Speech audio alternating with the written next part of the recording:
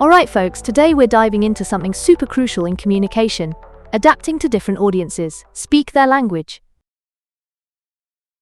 Oh, that sounds exciting. So it's all about how we adjust our speech depending on who we're talking to, right?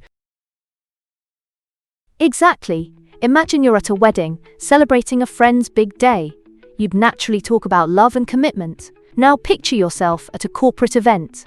Suddenly, the focus shifts to productivity and teamwork. The takeaway here is that our language needs to fit our audience, just like you wouldn't wear a tuxedo to the beach. Yeah, that makes sense.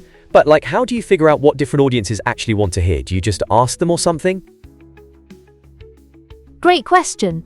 The first step is research. You need to understand the demographics and interests of your audience beforehand. Think of it like cooking a meal. If you know your guests are vegetarians, you wouldn't serve steak, right? So, start by finding out their age groups, cultures, and interests, like whether they adore football or are into art. I see. So how do you handle it when speaking to a super diverse audience? Do you just try to connect with everyone? How does that even work?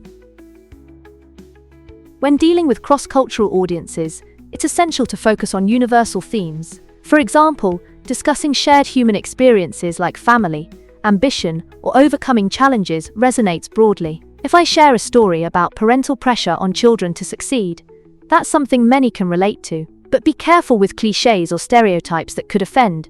Sensitivity is key. Wow, avoiding stereotypes is super important then. That reminds me of this funny story I read about a comedian who totally misjudged the audience's sense of humor. His jokes were just so out of place. Exactly. That's a classic case of what can happen when you don't adapt your message. Just like that comedian learned the hard way, if you're out of tune with the local culture, your jokes might not hit the mark. It's crucial to connect. Also, remember that tone and delivery matter just as much as the words. Ooh, I love that. So, it's not just about the words, it's the entire vibe you bring, right? I can totally see how body language and gestures can change everything. Absolutely. Tone of voice can convey warmth and enthusiasm or coldness and detachment. Imagine delivering a passionate speech about innovation in a monotone voice. No one would pay attention. You have to mirror the energy of your audience, matching their excitement. That's so cool. So, it's sort of like dancing, right? You have to match their rhythm, or else you'll just look awkward on the floor. Perfect analogy. It's really about syncing with your audience's rhythm, whether it's their energy, interests, or common experiences. The more you align with them, the more impactful your message becomes. Remember, it's a two-way conversation, so encouraging feedback is critical. Yes. Being adaptable seems like the key. But what do you do if you notice people zoning out or staring at their phones? How do you win them back? Great observation. If you see that happening, it's your cue to shift gears. Maybe crack a joke, ask a question, or share an unexpected story to recapture their attention. Staying locked into your script while losing your audience isn't effective.